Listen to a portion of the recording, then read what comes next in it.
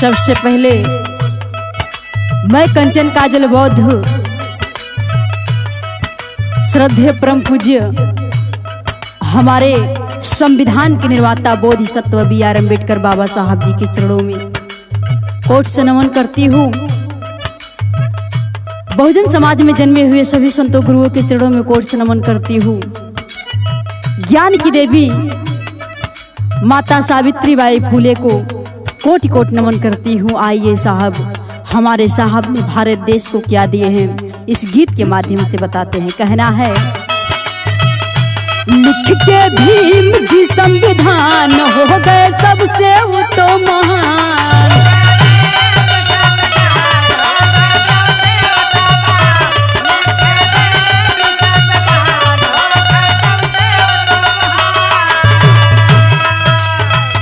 लिख के भीम जी संविधान हो गए सबसे वो तो महान। भारत नगरी में ऊंचा है सबसे उनका नाम। लिख के भीम जी संविधान हो गए सबसे वो तो महान। भारत नगरी में ऊंचा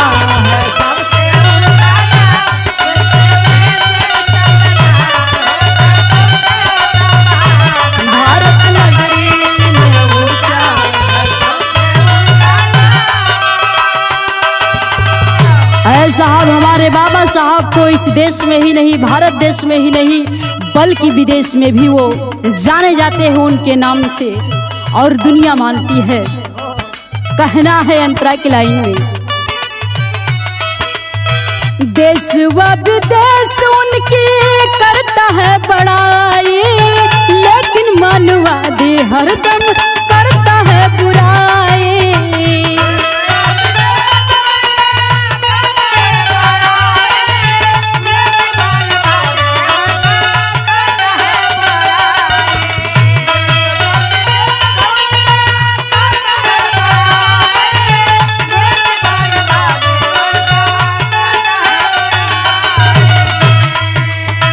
देश व विदेश उनके करता है बड़ाई, लेकिन मानवादी हरदम करता है बुराई।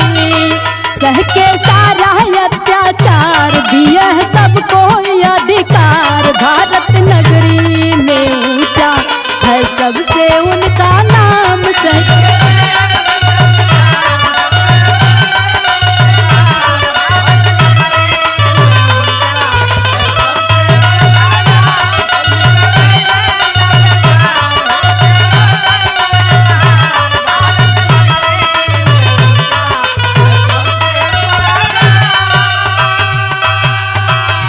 दूसरी अंतरा के लाइन में कहना बा साहब, जो हमारे मदन मोहन मालवीय साहब और गांधी जी पहुंचते हैं लोग साथ में। कहां पर? अंतरा के माध्यम से कहना बा, मदन मोहन गांधी दिए लंदन में सफाई, छुआछूत भेदभाव दिए है मिटाई। मदन मोहन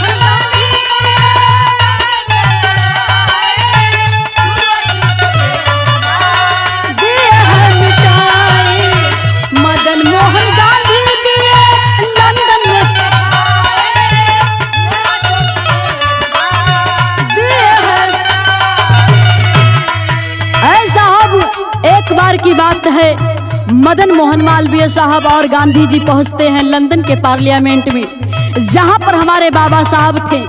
उन्होंने कहा कि साथ में एक बकरी का बच्चा भी लेकर गए थे। उन्होंने कहा कि अरे साहब, इंसान से तो क्या आप देखिए, मैं जानवर साथ में लेकर आया हूं। मैं जानवर से कितना प्रेम करता हूं। जब इतना जानवर से प्रेम कर सकता हूं तो इंसान से कितना प्रेम करूंगा। हमारे मदन मोहन मालवीय साहब ने कहा बाबा साहब को कि आप हमारे बड़े भाई हो, हमारे बड़े भाई के समान हो। बाबा साहब कहें, जब जानवर से इतना प्रेम है, आप मुझे अपना बड़ा भाई मानते हैं, तो ठीक है, दूध का दूध पानी का पानी यही हो जाएगा कि आपको कितना प्रेम है। ऐ साहब, हमारे बाबा साहब एक गिलास पानी देते हैं और तुरंत वही पंडित जी, जो हमारे मदन मोहन मालवीय साहब पंडित थे, उन्होंने तुरंत गिलास के पानी को धक्का मार देते हैं। गिलास का पानी गिर जाता है। साहब सोच गईलन कि एक शूद्र से कैसे पानी पी ले, ओकरा हाथ से गिलास के पानी गिरा दिले। ये साहब वही पता चल गई कि कितना प्रेम बा। कहना है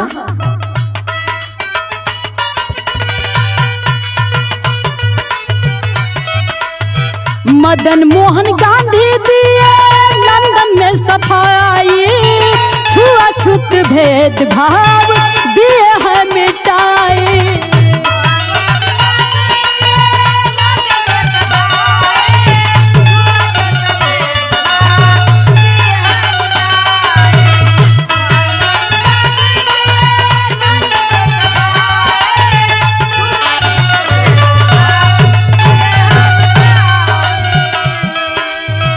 मदन मोहन गांधी दिए लंदन में सफाई, छुआछूत भेदभाव दिए है मिटाई।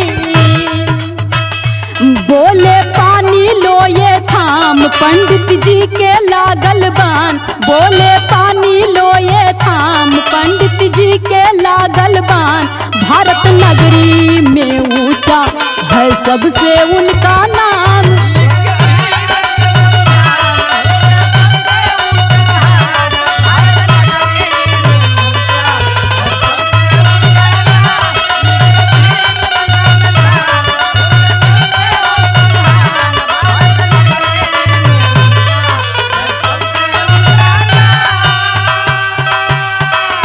अय बाबूजी, हमारे परम पूज्य बोधिसत्व B.R. अम्बेडकर भारत रत्न निर्माता, जिन्होंने देश को संविधान दिया साहब, जिन्होंने सुख चैन खो दिए, अपने परिवार को त्याग दिए, आज जिन लोगों के लिए, जिस भारत देश के मूल निवासियों के लिए सब कुछ अपना त्याग दिए साहब, आज वही लोग कहाँ लगे हैं।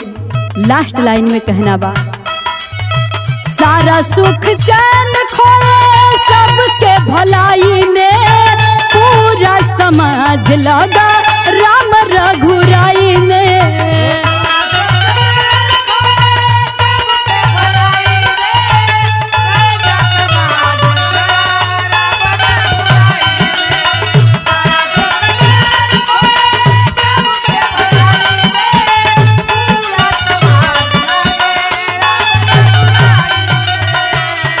ए साहब, आज अपने भविष्य के भारत के देश के लोग नहीं देखत बाड़न कि आज हमरा साथ का होत बा। अपने आरक्षण की मांग नहीं कर रहे साहब, आरक्षण है वो भी खत्म होता जा रहा है। इसीलिए कहना है कि आप जाग जाओ साहब। बीके सिन्हा का फरमान कंचन करती है गुणगान, बीके सिन्हा का फरमान कंचन करती है गुणगान। भारत नगरी में ऊंचा है सबसे उनका नाम, बीके सिन्हा का फरमान। भारत नगरी में ऊंचा है सबसे उनका नाम, लिख के भीम जी संविधान हो गए सबसे उत्तमान। भारत नगरी में ऊंचा है सबसे उनका नाम, के भीम जी संविधान हो गए सबसे उत्तमान। भारत नगरी में ऊंचा है सबसे